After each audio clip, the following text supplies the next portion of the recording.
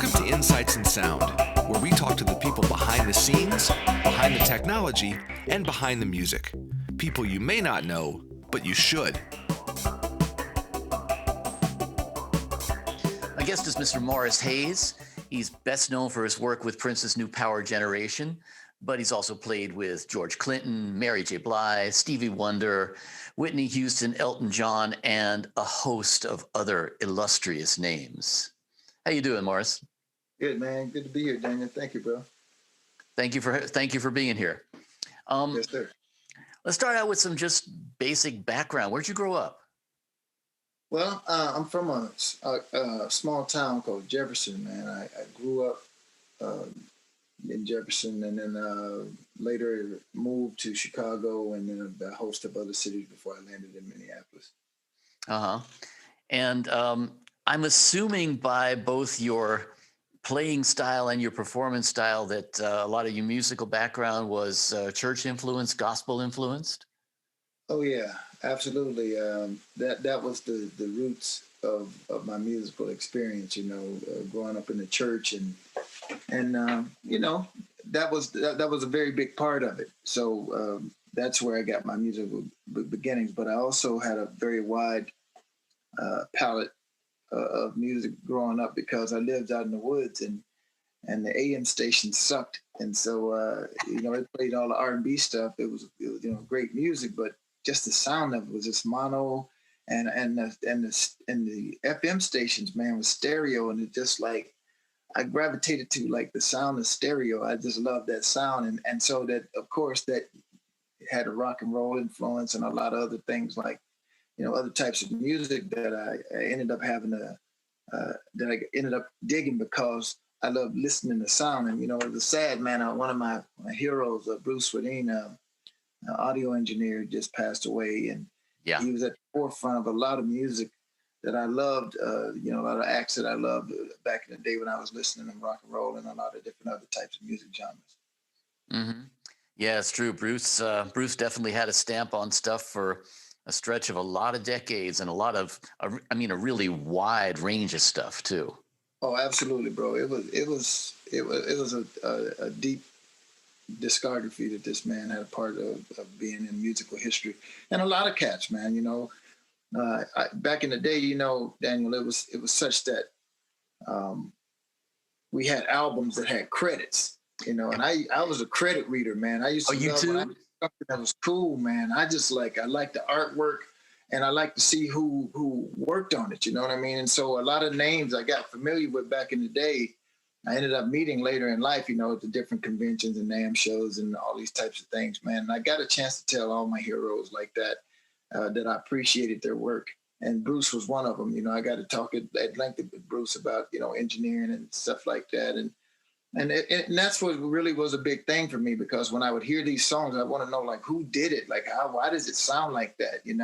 Liner Note Junkies. Yeah. Yeah. Yeah. Roger Nichols, who did a lot of Steely Dan. I listened to a lot of Steely Dan back in the day, and I still do. Donald Fagen's one of my favorites. But, Roger and you got Al Schmidt and all of these guys who were like these amazing engineers,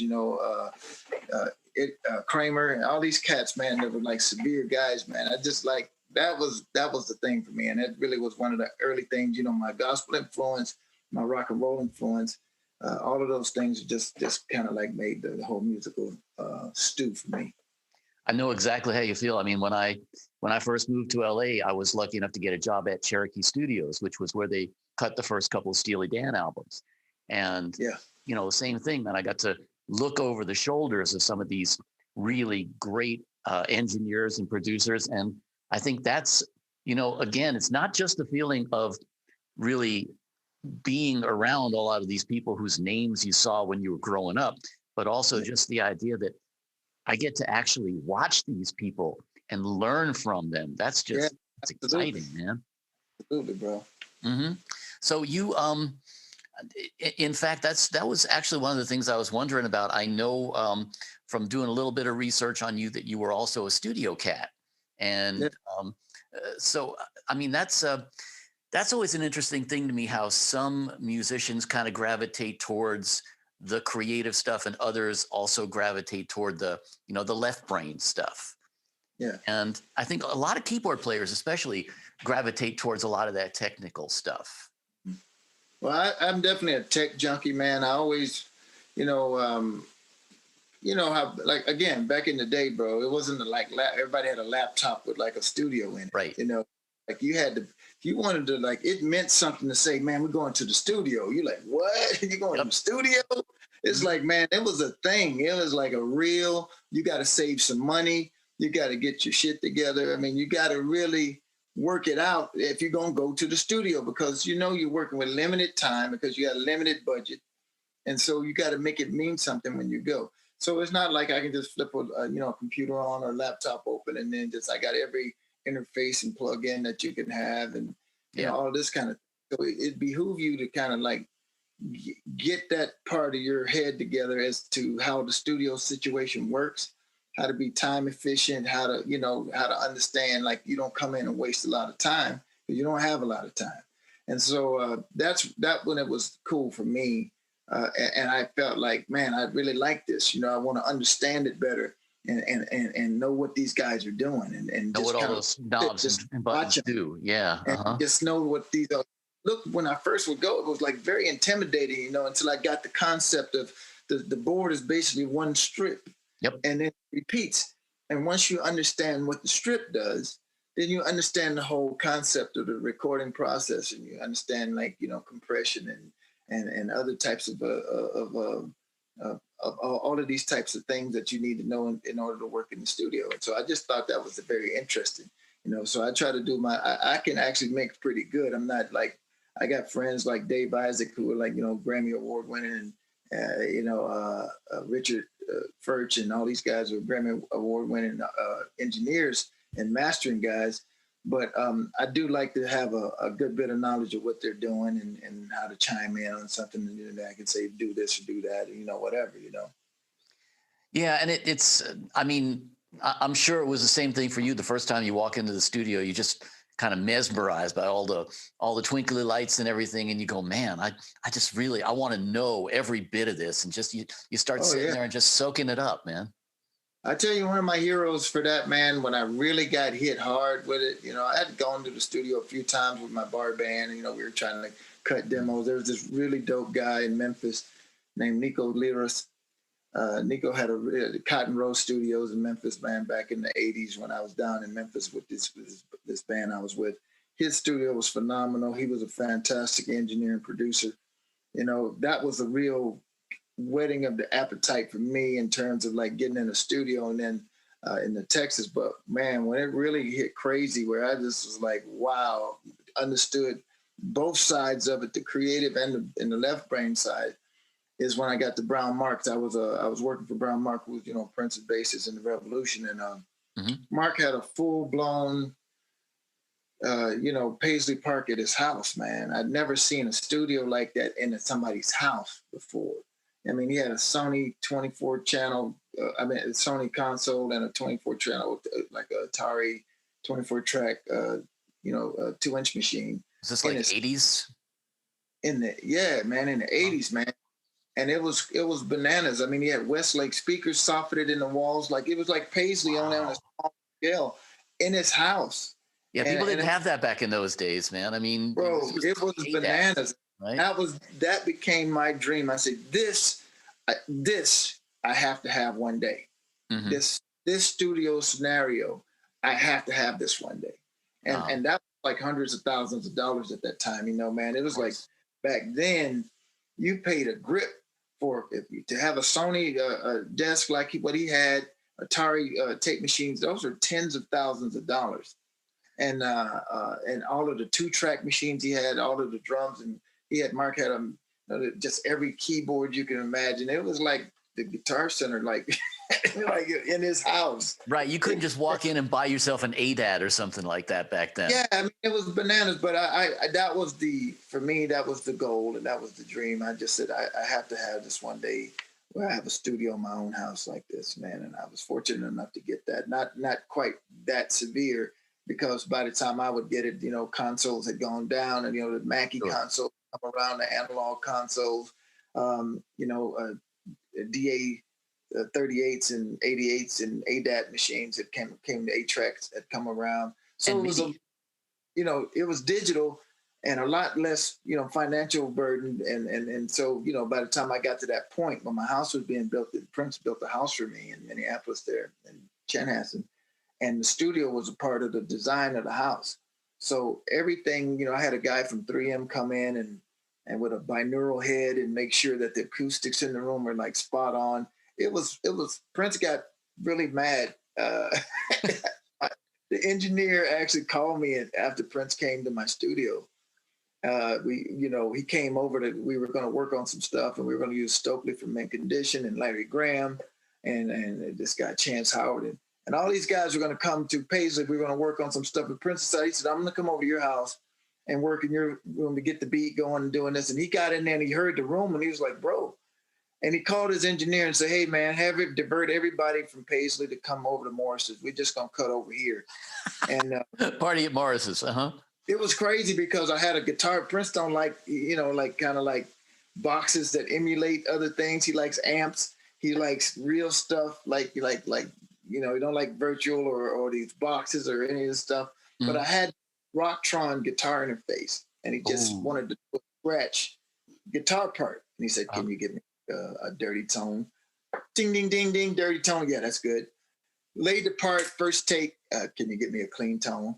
Gave him a clean tone, and it was like, and instantly he was doing it. And so I got a call the next day from his engineer, like, man, Prince is like tearing us up over here. I said, for what? He said, why is it that I have Paisley and Morris can pull up a guitar tone in like 10 seconds and he can do this and it sounds as good. This room is like all of this money. His room is, he said, it shouldn't be that close.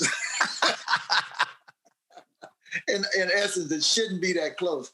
And they were like, he's like, yeah, dude, he's yelling at us like, why can't I just get a tone that fast? Why can't I do that? And they're like, well, Prince, we got to set your amps up and we got to do all of this. And he's like, I don't want to hear all these excuses, man. But I asked for 2 tones and in 10 seconds we were recording, I bet MIDI changed a lot for you too, huh?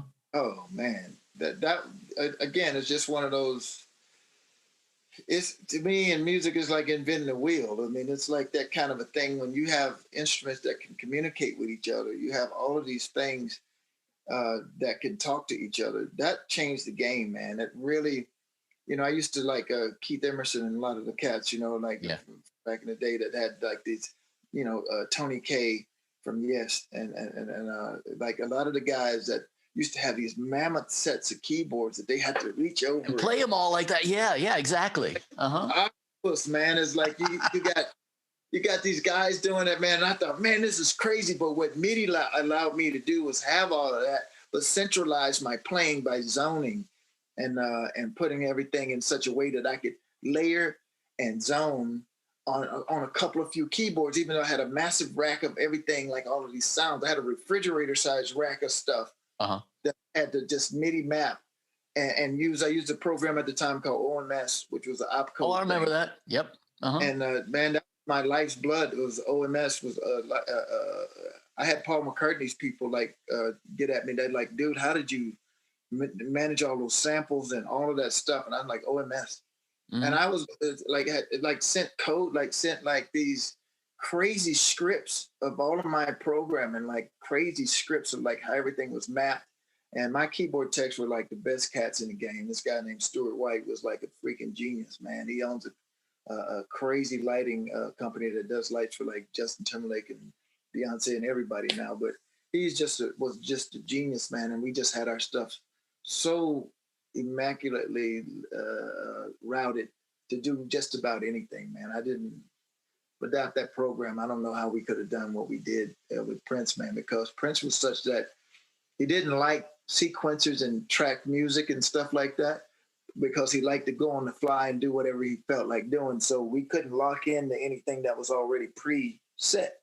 So we had to put a drum loop on a pad on a situation with our drummer Michael Bland that he could start and stop it with a pedal. And then we played samples over the top of this, but we had to do everything in real time because Prince may not come in on the first verse. He may just play a solo and you have to just watch. So it was crazy. Yeah. But MIDI made all that. It was crazy. Yeah, and then the other thing about MIDI, I think, especially in those days, because I was working with a company way back in the, I guess, late '80s called Hybrid Arts. They were doing some of the first MIDI stuff with Atari computers back in the day. And I remember one of the things that was really revolutionary for a lot of people was not just being able to layer stuff, but being able to layer stuff from different companies and different manufacturers. Because, you know, back then, man, a Roland synth didn't sound like a Yamaha synth, didn't sound like a Korg synth. You know, exactly. It was really, really just different instruments and different textures and stuff like that. So to be able to, you know, create a pad with a whole bunch of different sound textures like that was almost unheard of. That was huge, man, and you're so right on that point. And that's the thing that I miss. But you know, oddly enough, in this age of plugins, it is some hope on the horizon, man. I've been working with a few companies with some of these legacy synths, man, and it's blowing my mind, man. Like Arturia has some crazy things, man. UVI, I mean.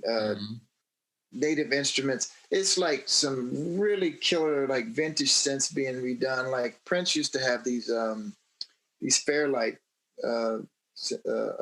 sampler synths. These things were enormous amount of money. They were turnkey system, and now they've faithfully. I just was playing earlier today this Arturia version of the Fairlight, and it's just like, you know, if you play a Fairlight, you know what it sounds like, you know what it does, and when you hear it, it's like it's unbelievable how the recreation of this instrument and the Prophet, you know, like Prince had a lot of these Prophet VSs and Oberheim OB8s, and these emulations, studio project. Sonic Project has a Oberheim emulation. It's bananas, man, and it's really and when I trick Prince with a sound that he knows came from something, and I'm like, oh, yeah, Oberheim emulation, then it's good. You know what I mean? Because he knows he hates these things, but when it's good and he just hears it and it triggers that, then I know I got him. You know, I got him. So that's been really a great thing, is to see some of these incredible synths like the Jupiter 8 and the Jupiter 6 and some of these things kind of resurface and in a plug-in form, because back then you had to literally have three hands or, you know, a bunch of keyboard players to try to like really make a sound as full as what you could do in the studio, because it always was the challenge was to reproduce all of that stuff. You can just go in the studio and layer, but then when you go live, it's like when you don't, like, hey, I'm missing that one swirly sound that used to be, because you only got so many hands, you know what I mean? So you have to be able to layer and have those parts available if you're going to like recreate the sound that you did in the studio. Well, and I think that's funny, you know, you talk about the whole thing of, you know, sort of fooling the masters, so to speak, you know, because they're really, you know, for years and years, man, we went through that whole digital versus analog war, and, you know, it's never going to sound the same. And, you know, I think digital won, man, because, you know, now you really can get such amazing sounding stuff.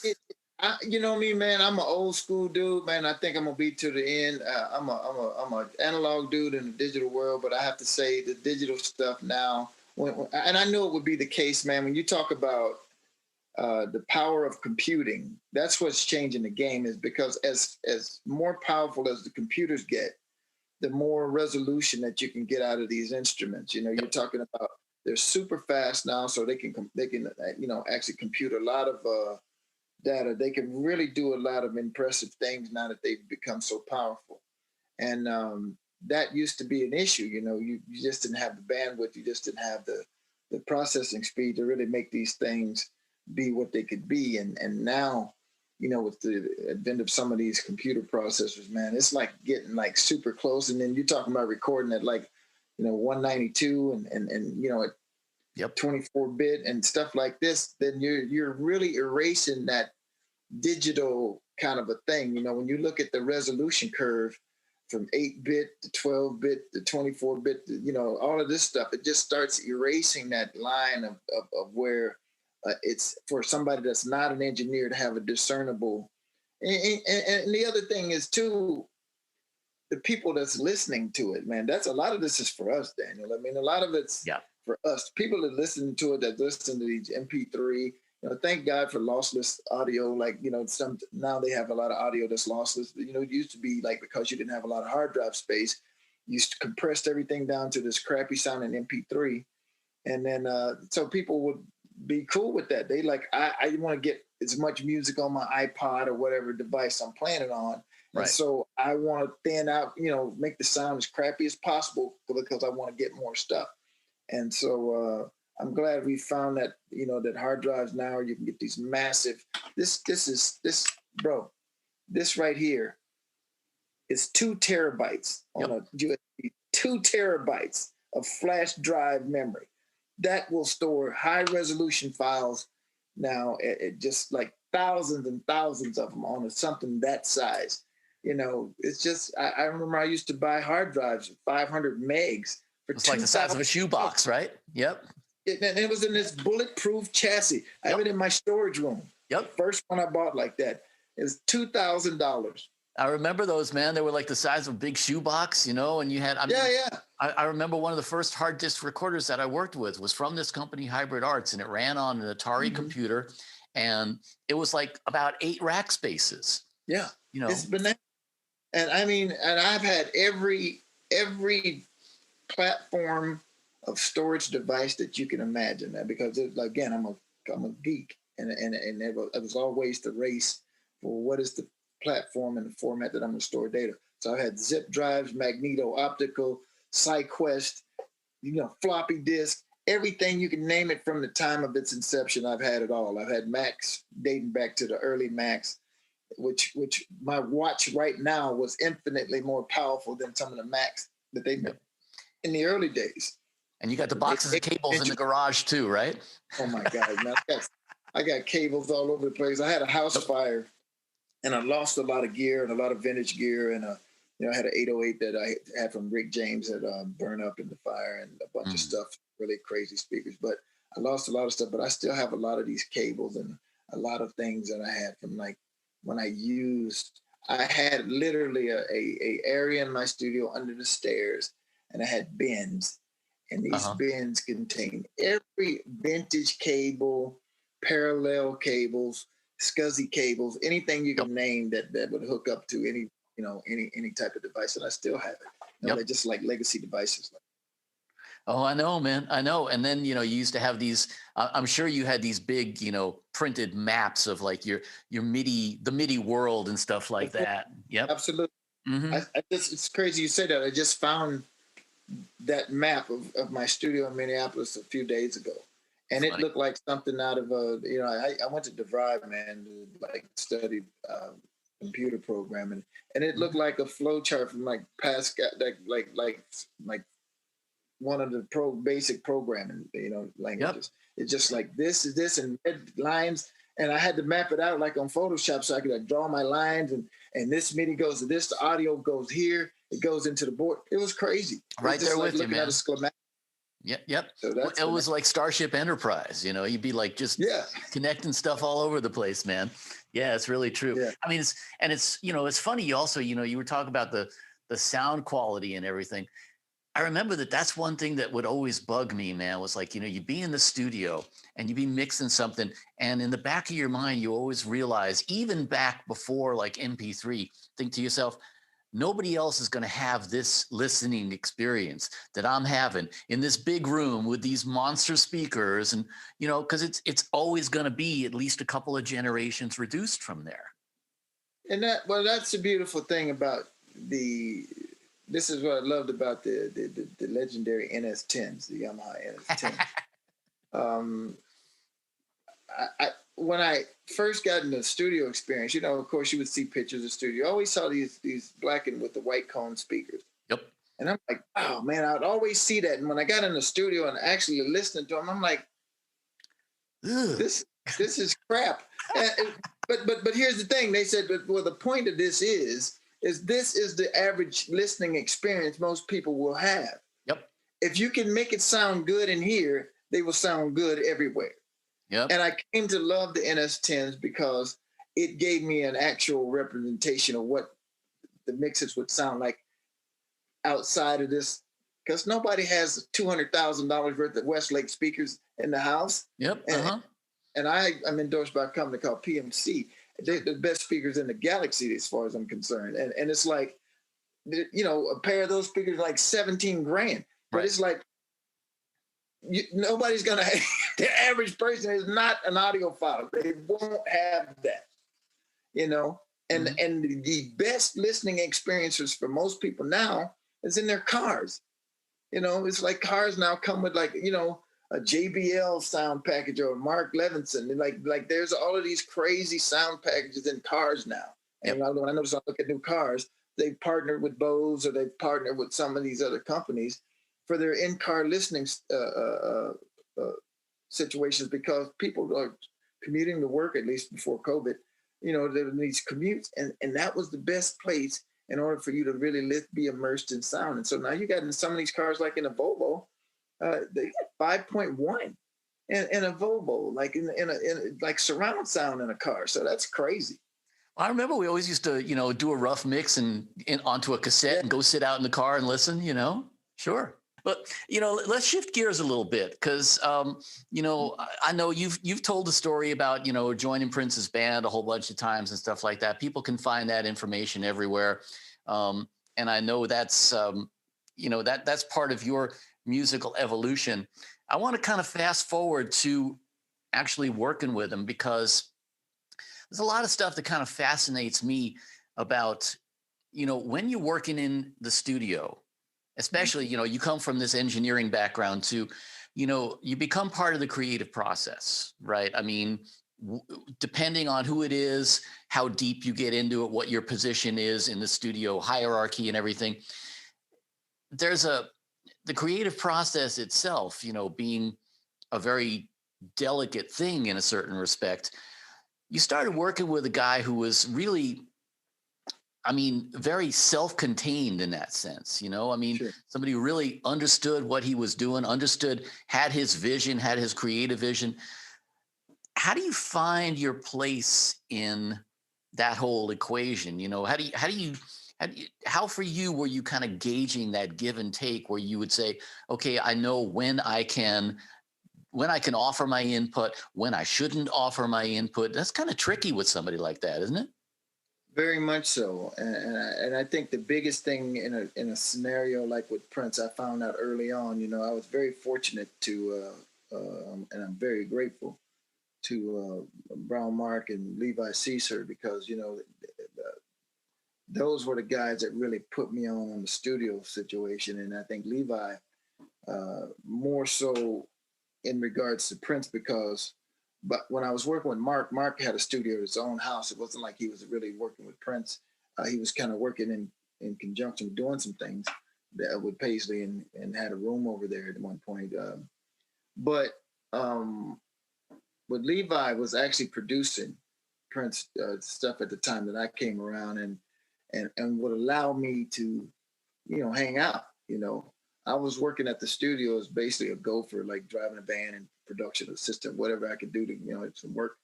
But Levi would throw me a bone every now and again and let me come sit in sessions, even let me play on sessions, you know, give me a job playing on sessions. But what would happen is Prince would come in. And one thing I learned early on is, like, man, with regard to Prince, anybody he doesn't know, he zeroes in on you, like who is that and why are they here? And so, you know, I was cool because I was with Levi. I knew I was okay. But what I learned early on is just like, you got two eyes and one mouth. You use those more than you talk. And I just would stay low key and stay out of the way, not bring any attention to myself, and then just watch what he does.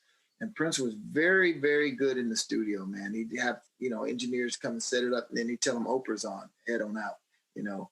And then he could run his own session. He could arm his tracks. He could do whatever he needed to do. So he didn't really need them present to get his recording done. So I learned early on, just like watch and just observe the situation, figure out, you know, where to get in is, because a lot of times he would ask, you know, like, what do you think about this or that, the other? Then that was your end. It's like, oh, well, you know, and he just want to see, because he didn't need me to do nothing, you know what I'm saying? He didn't need me to do anything. So it was clearly that he wanted a different perspective, and he told me that's why he changed bands so often, because he likes the difference of input that everybody brings to the situation. It's just fresh blood. It's just like new thoughts, new energy. And so he would ask, but he didn't need to. But that's when I learned, like, okay, when he asks and I have an idea, man, he's pretty pliable in that regard. If he thinks it's dope, he'll go with it. I even remember one time we were early on, man. I was recording. And I just hit a flub note. I just flubbed the note, man, and to me it was ugly. And I just said, hey, I finished out the solo, and I just said, yeah, man, let me fix this one part. And he's like, what? I was like, there, I hit that bad. And he said, no, I like that. It's like he actually had the horns like write a lick over the bad note. Nice. So that it was sideways, a little sideways. You know what I mean? He thought it was cool, like that I was like outside, And I was like, it was a mistake. And he's like, no, it's. And one thing I learned from like George Duke, he said it's not really a mistake. It's like the very next, if you playing a tune and you hit a note, the very next note is the right note. And I was like, whoa, it's like that blew my mind, because it's like, yeah, if I hit the wrong note he said if you're aware, the very next note, you hit that note, just go one, then just step right up. Yeah. And I was like, whoa, that's deep. But it's just like, that's what makes the great ones great, man. It's how when something happens, there's no question that something will go wrong, but it's how you recover from something like that, and your attitude and your swagger. Miles Davis, man, that has got to be the perfect example of a cat that can play any note he feels like it, will still make it cool, and it's like, it ain't no wrong notes with Miles Davis, because he knows what to do. He does what he wants. Yeah, and there's that famous quote from Miles about there's no wrong notes, it's the note after. Yeah, it's how you come out of it. That's basically what George was saying. I think that's the same thing. So yeah, man, that's the key. But I think in the Prince orbit, it was really a thing of like, number one, you had to kind of be cognizant of which Prince you're dealing with that day, because some days it's like he's really hyper focused. He's got an idea and he wants to complete that out, and you'd be best to be quiet and just let the process roll. And then there's some days when he's feeling like, yeah, I'm trying to see what's happening, and then you get your opportunity, So you just had to be ready. I think that was the biggest thing. You just had to be ready. Mm-hmm. And obviously you had to have gained a certain amount of trust, because, as you say, part of his whole strategy was wanting the input of an ensemble at certain points, right? To just kind of give him some fuel to think about what he wanted. Absolutely. And I think that was definitely the part of it, because, it was a lot of situations where Prince would just do it all himself. Mm-hmm. He would record it himself, but then want us to re-record it, and then just times where we just vibed in the studio. Like we did a record with the NPG called Exodus.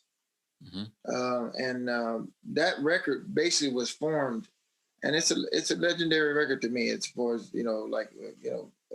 very cool record in terms of, because the way it even started, drummer Michael Bland and Sonny, bass player, we were having rehearsal one day and Prince wasn't even there.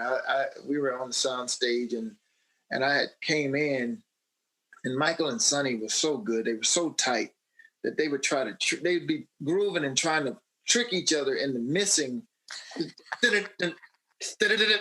like Chick Corea, almost like the Chick Corea Return to Forever band. It was like that kind of thing. And they were like Al Di Meola. It was like they were trying to do this crazy thing.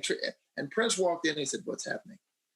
I said, "Man, this is crazy, Prince." I said, "Mike and Sonny are doing this thing where they're trying to trick each other." I said, "Man, this stuff they've been doing should be a record." This dude turns around to the telephone on the wall by the door. There's a phone on the door, right by the door of the entry to the soundstage. This dude gets on the phone, calls either Ray or one of the guys in the studio and say, "Hey, get Magoo and the guys and have them move the gear in the studio where we're gonna make a record." Just like that. And when Prince makes a call, then people start moving. Mm-hmm. Engineer getting tape up. He's getting the crew is coming to get the gear to move out of the soundstage in the studio A, just like that. And then what he did is, like, for the first 8 songs on the album, he just called changes. and said, okay, just give Mike a beat. This is the key. Give me a lead line more. Dun, dun, dun, dun, dun, dun, dun, dun. Oh, that's it. And everything was like just a straight call it as we go. If you could pull up the masters from those sessions, you hear Prince's voice on the tape, like, okay, we're going to go to from D, go to the G, and then go to the 5.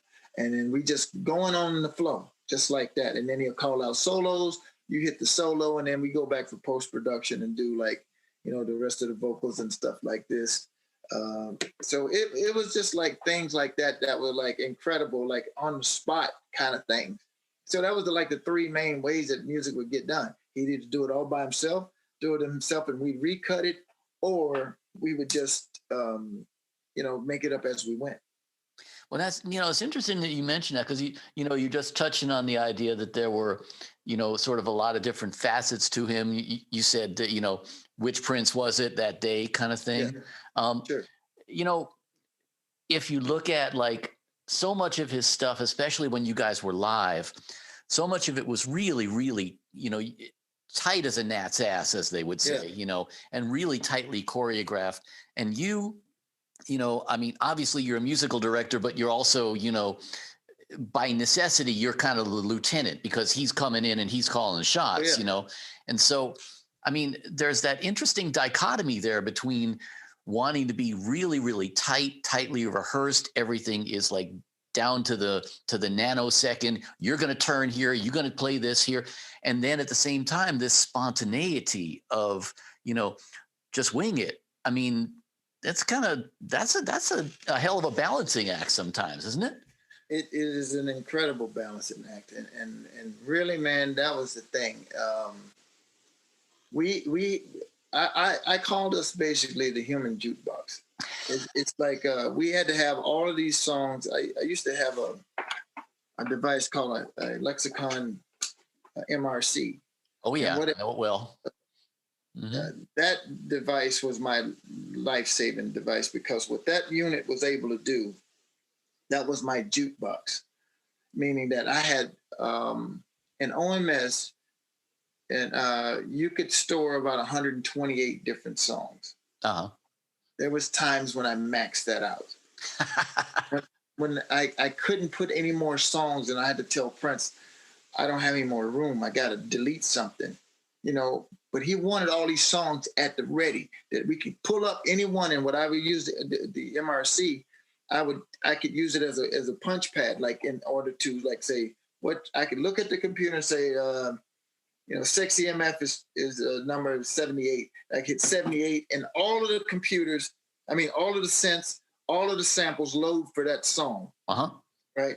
And I had to be able to go, because Prince would be spontaneous, and sometimes we'd have a set list, and he would change the set list. And I would beg of him, like, Prince, I have 3 samplers loading like Claire Fisher string arrangements, background vocal samples, guitar parts that he would play so he could play against himself. Like, I had to play all this stuff in real time. So I needed to know if that song was going to, because I need to load one sampler and play while the other sampler is loading. Right. That stuff didn't load just like that back then either. It was floppy disk stuff sometimes. It took 30 seconds on a hard drive for a full eternity on stage. That is, I had to know ahead of time. Yeah. So that when I hit the button, I had it programmed in my in opcode that this sampler is going to be here when I start. The next sampler needs to be already loaded on the next song, and then the third sampler needs to be. You know what I'm saying? I had 3 samplers that were cross-loading like this, so I had to put them in order so that I could program that. I tell Prince to give me the set list. I would go in and manually put in those numbers before every show. Uh-huh. So because we never played the same show twice. It would be kind of there, but I'd need to know. And if he decided to throw something else in, I had to do a manual load on that in order for those samples to come up. I'd have to manually load it. So I just said, Prince, man, I can do crazy stuff if you let me do it. But you got to tell me what I'm doing beforehand, because 30 seconds to load a full, and you're talking about 7 minutes of stereo, of mono samples. 7 minutes is what the 32 megs, and we're talking about megs, 32 megs of RAM in an F760 would take three. That would load about 3.5 minutes in stereo, and that would take about 30 seconds to load. Yep. And that's just forever. You're just standing. I mean, I remember seeing you guys one time back in Montreux, back in the 90s at the Montreux Jazz Festival. Yeah. And afterwards, he brought the whole crew downstairs and you guys were jamming until well after sunup. And I'm watching you at one point, even at this really kind of loose party atmosphere and everything. And I'm thinking, man, I wonder if that dude is always sweating bullets like this, because, you can tell, man, you're so plugged into again, it's the left brain, right brain thing. You got to be able to pull up all this technical stuff and know that it's going to work for you. And at the same time, you got to be ready to get into it and groove and, lose yourself in the music the way you have to in order to really play your heart out, Well, what was cool about it, man, being a geek, I really created havoc for myself when I first got with Prince. It was my own bravado that got me into trouble. Isn't that always the case? Yeah, and so what happened was, when I was opening for them with Carmen, I just had a limited amount of equipment. I didn't have much stuff, but I knew how to really run it really well. And then there was a point before I got with them that I acquired this Roland S770, like this $8,000 sampler that these guys, Bob and Mike, had got for me when I was doing a publishing thing with them.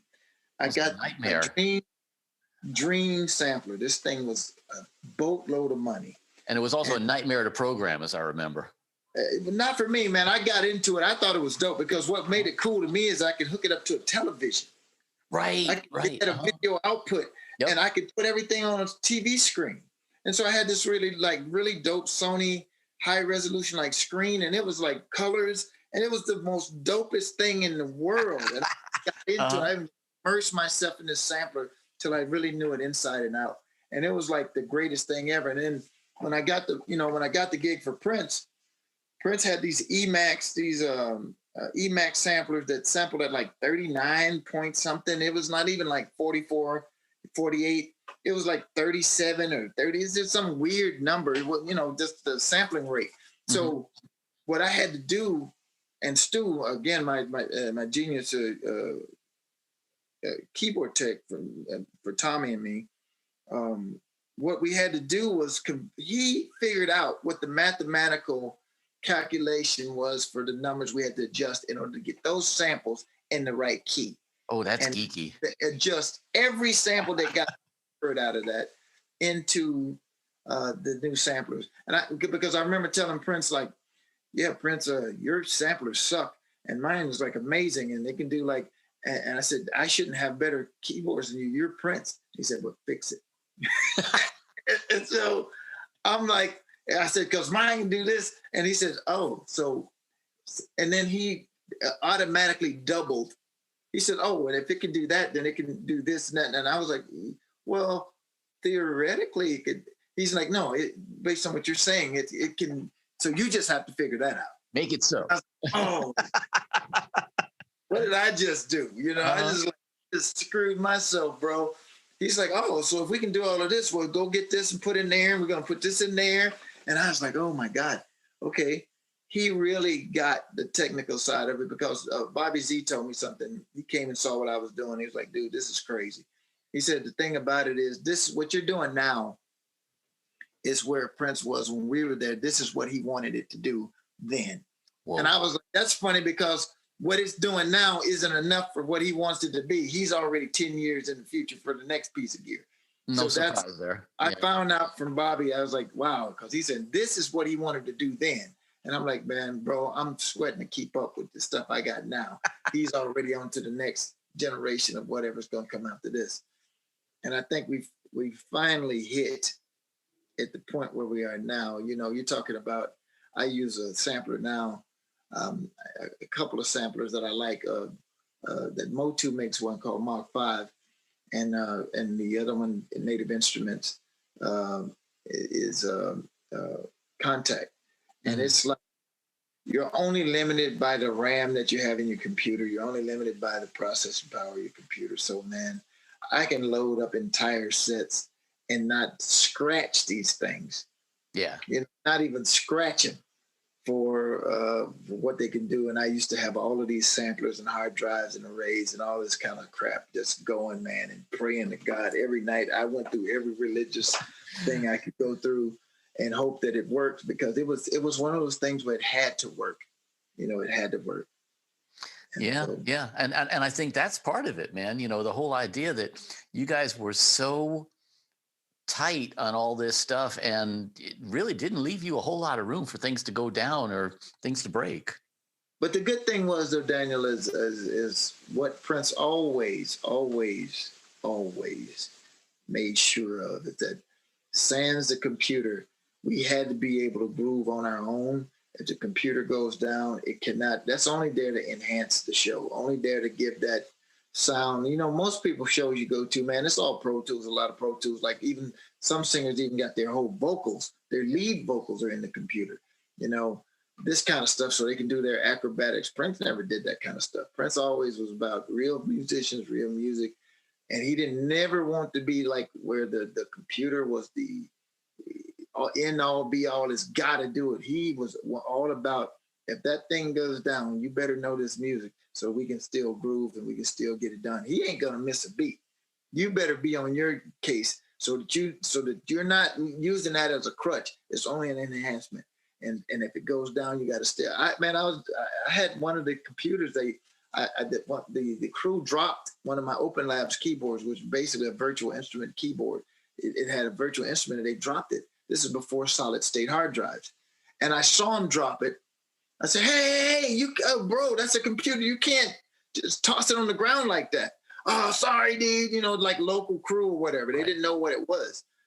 And sure enough, man, we get 2 or 3 songs into the set, the hard drive fails. And this thing will not load. I got friggin' Anderson Cooper standing behind me at a gig we're doing in New York City. He's right behind my keyboard with Dave Chappelle. They're standing there. My keyboard is crapped out.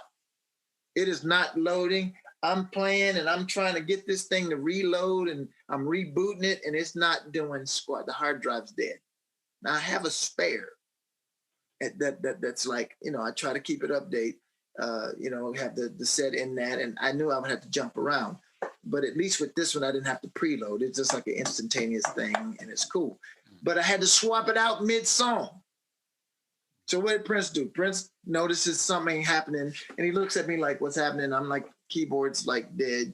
And my text, we're swapping this thing out while Prince is playing. He stretches the song out, and while they're getting it together, hooking it up, I'm still playing, but I'm now rebooting the spare and then, grabbing the rest of the set. And that was only the first show. I had to then play a second show.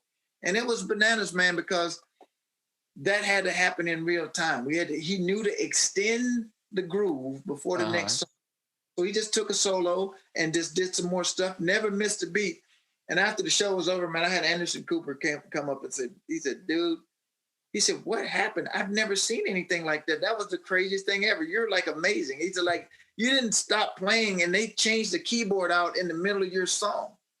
Like, that was nuts. And I said, bro, you don't even want to know. I got to get a new pamper after this, man.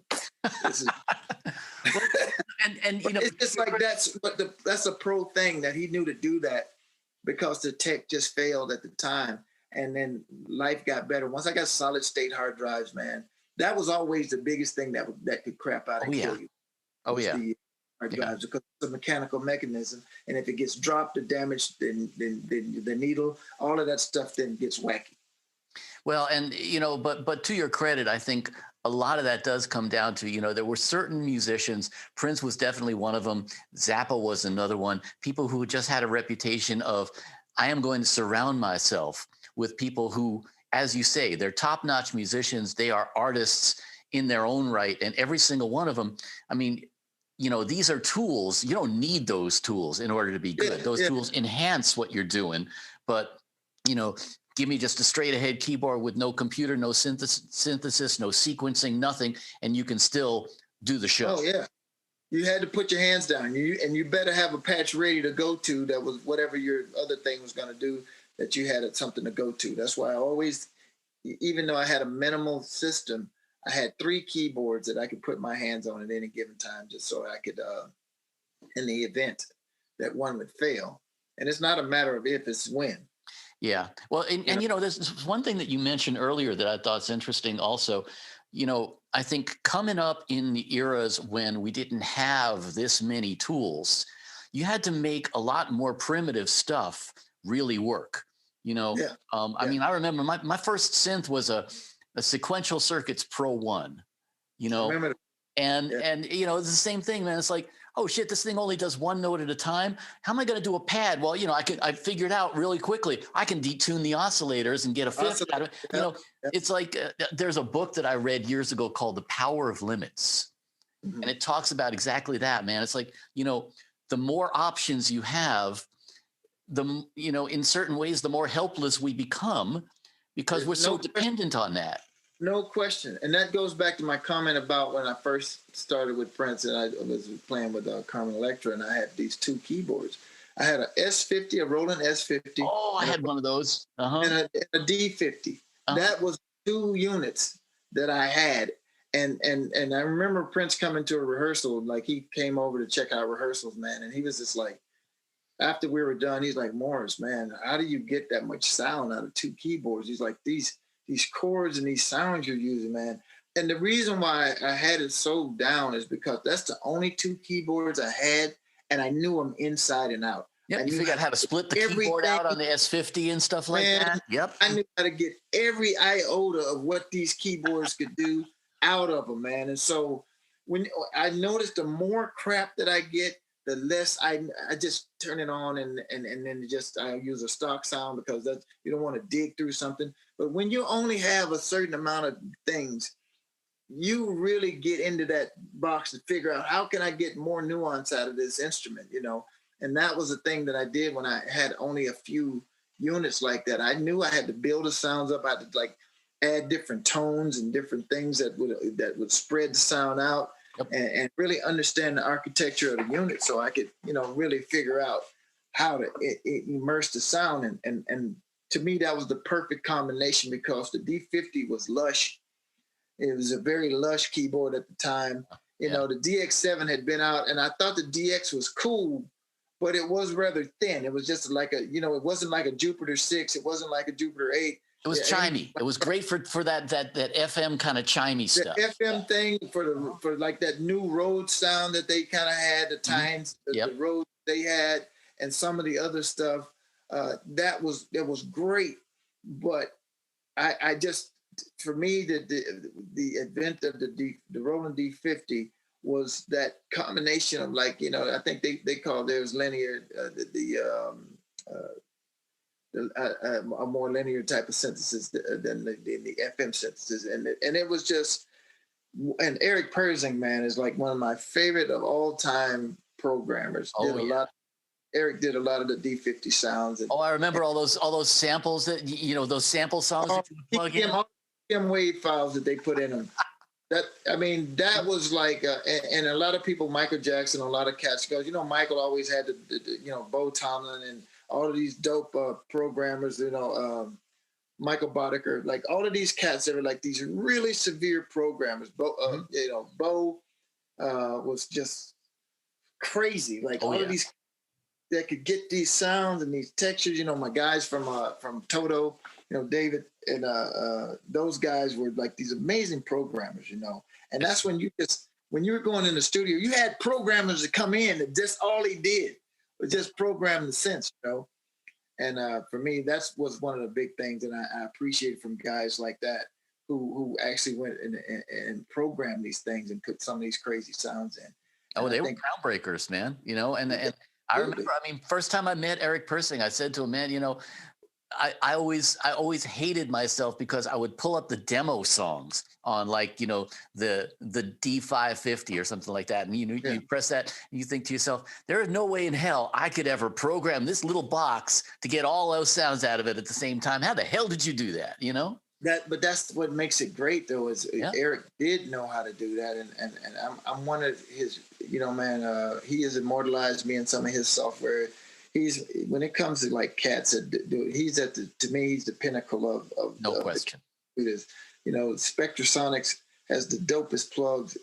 You know, they're just crazy because Eric is, you know, he's that dude, man. He knows this. He's been doing it for ages, and he knows how to get fat and lush. I told him one time when I saw a couple of times on different versions of Omnisphere. I said, bro, this is banana sandwiches. What you got right here? He just laughed. Next thing I know, he gets at me, man. He says, "Oh, by the way, I got a patch called banana sandwiches," and then. I saw him again at one of the other NAMs, and I said, dude, I've been playing this Omnisphere, man. This thing is fatter than a $10 pork chop. And he just died laughing. The next time I saw him with Omnisphere 2 or whatever, it's like, I got another song, another patch called $10 pork chop. That's Eric. Fat sound. And it's just like, man, it's just, I love it, man, because textures are everything. And then it allows you to interpret that. So that no matter who plays it, it's just how you interpret the sound and how you tweak it and how you use it in your own production, you know. So that's what makes it so great. Sure. Let me shift gears and ask you about something else, because I remember I was reading an interview with you, and you were talking about making Prince laugh. Yeah. And that really kind of struck me because, you know, first of all, you know, his persona, his public persona was not really, you know, you'd be lucky if he crack a grin at all.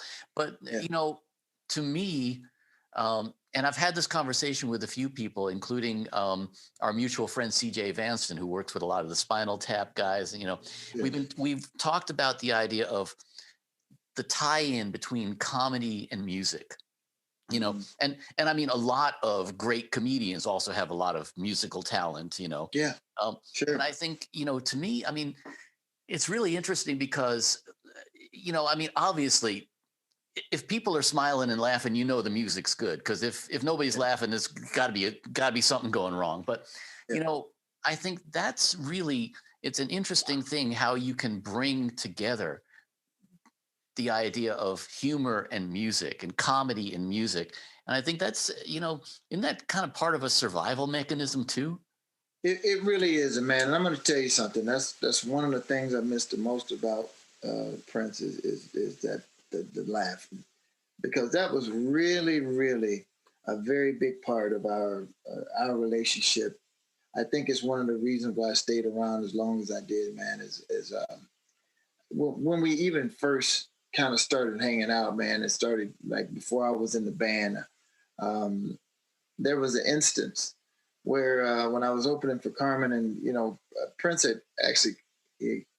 After we did one of these infamous jam sessions on his birthday in like Berlin and or Munich, I think it was Berlin, but we were there, and he had a birthday party, and he jammed and everything. This is when he still was like celebrated his birthday, and the thing was, you know, I had, you know, talked to him briefly at this thing, and then later that night after the jam session, he invited me to come over to his hotel. And like, you know, and me and my guy, the lead singer in the band, Greg Sang, we went to Prince's hotel room, which was crazy. Like this thing was like, I'd never been in a hotel like that. It was a presidential suite that had like, it was like somebody's house. And so he had this big AV system that he would take all over the world. Like he had his own projection TV and speakers and pro gear in this rack. They'd roll it in, take the face off of it.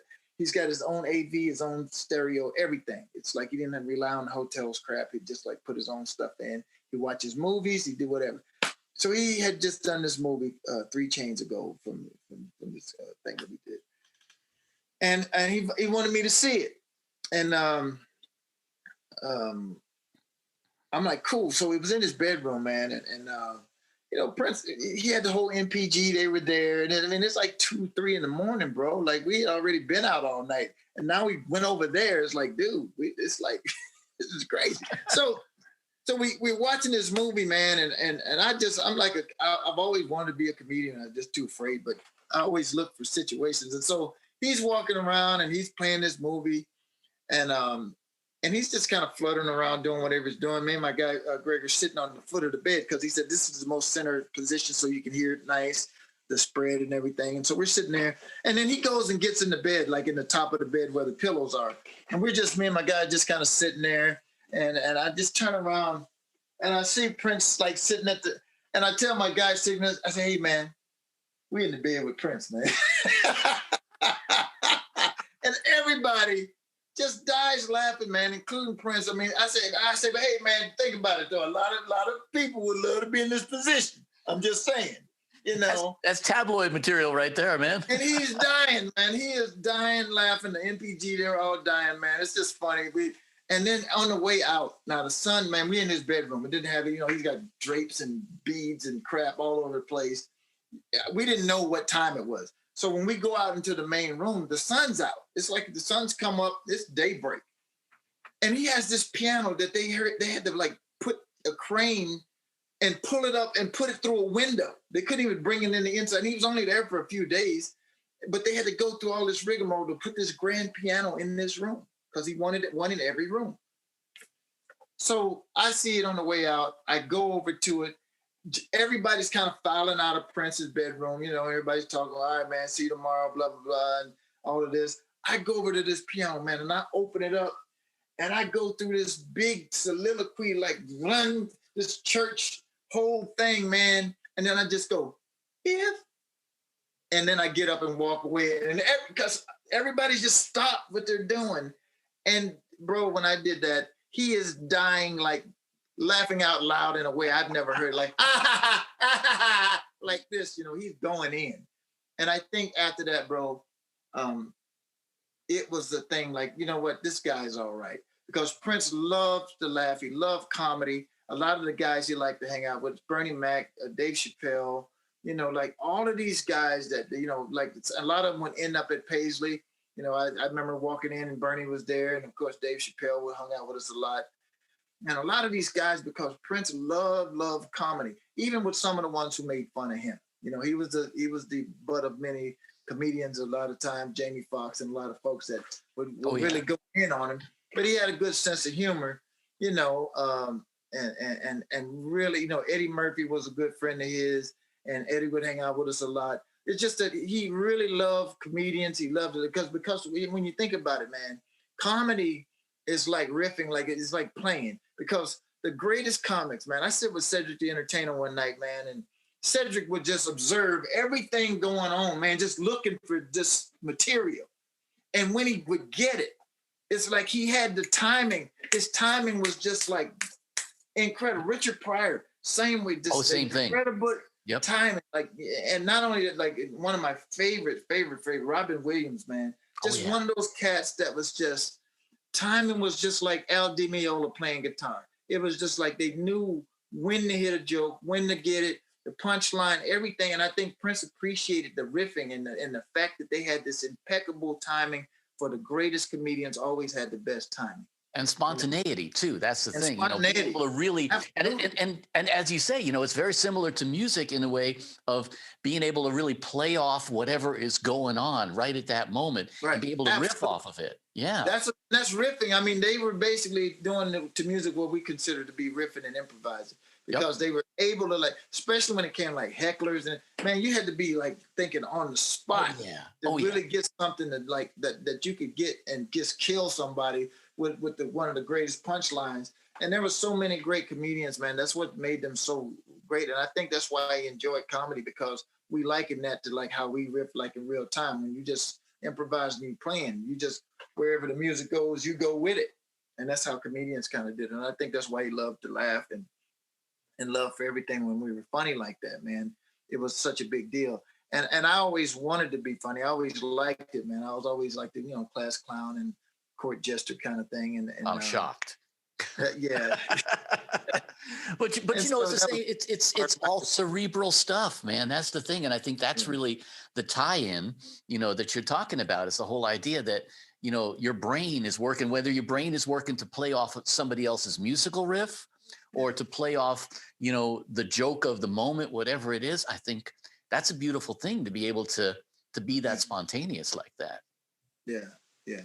It's something I definitely appreciate. I remember Prince asked me at one of the shows, we were late for some reason, man, and we were in North Carolina where they shot the Kings of Comedy movie.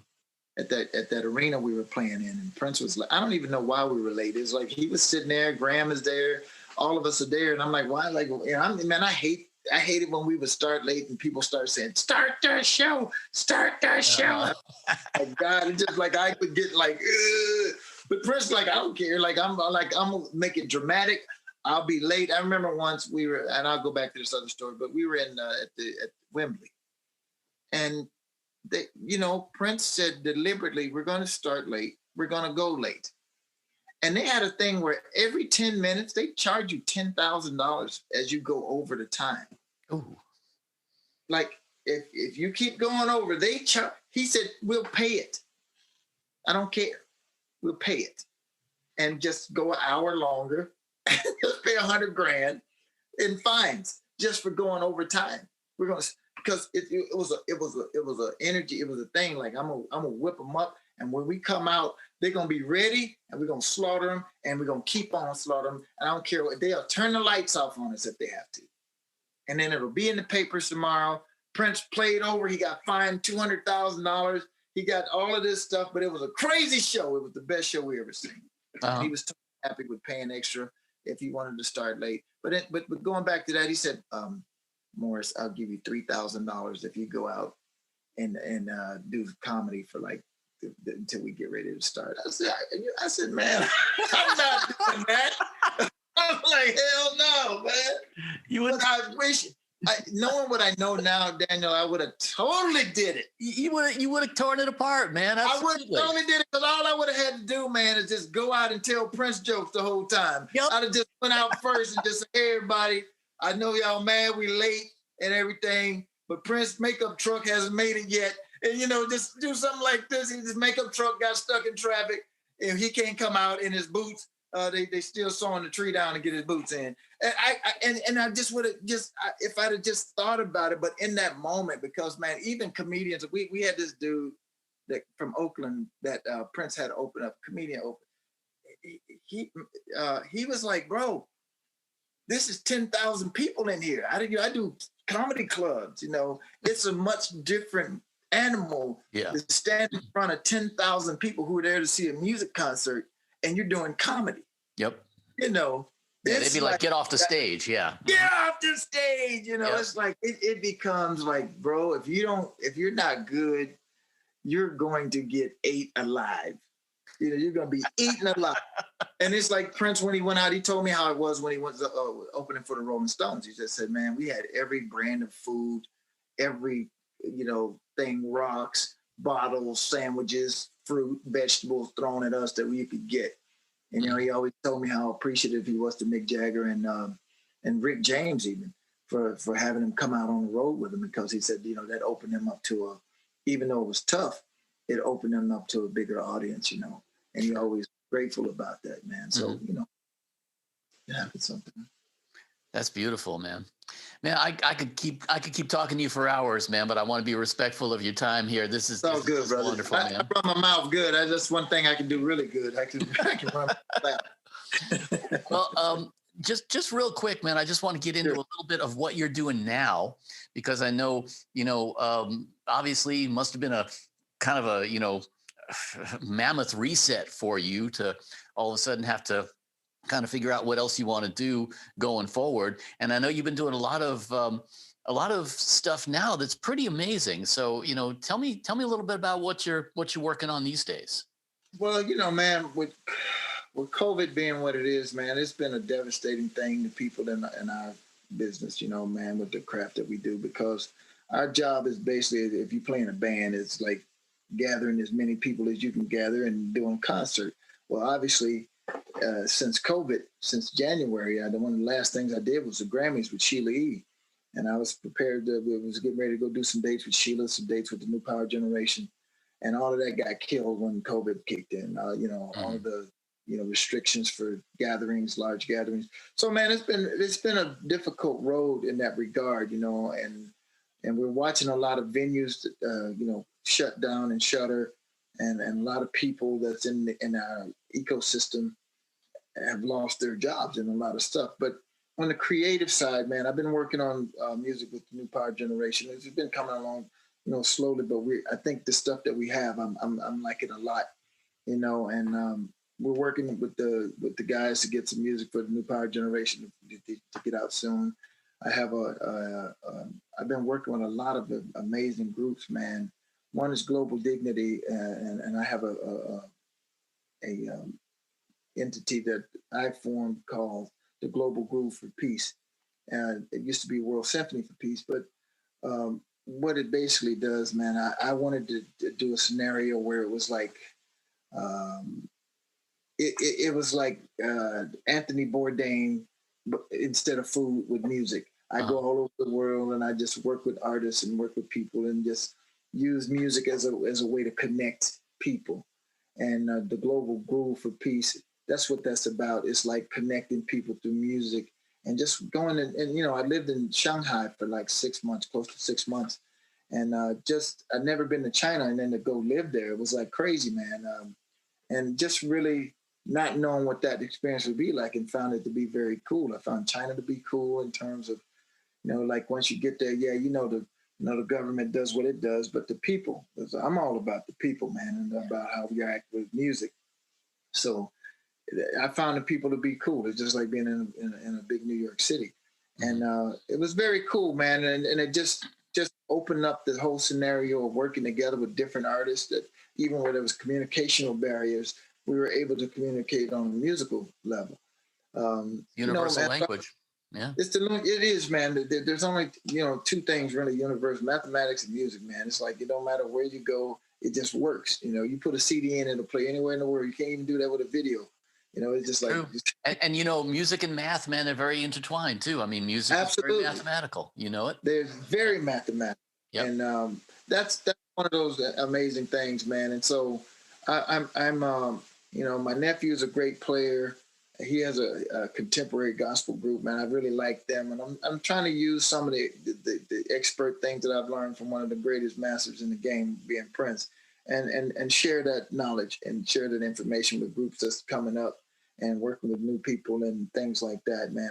I'm doing my own music, and so it's I'm contemplating like a book and all of this kind of stuff. I got all of these really great rock and roll stories of all of the the people that I met over the 25 years, over the, my 20 years in the band and time just being in the business with people that I've met.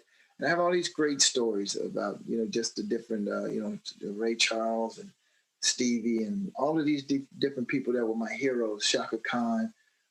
There's so many people that I've met in going through the business that I'd like to share with just people, some of those experiences, man. And so just a lot of things, and just a matter of focusing in and getting them complete and doing things like that. But stay on the lookout, man. We got some cool stuff coming. Hey, life's a buffet, man, Yeah. Yeah. Morris Hayes, thanks for being my guest. Appreciate it, Daniel, man. Thanks for having me, bro. Been a pleasure.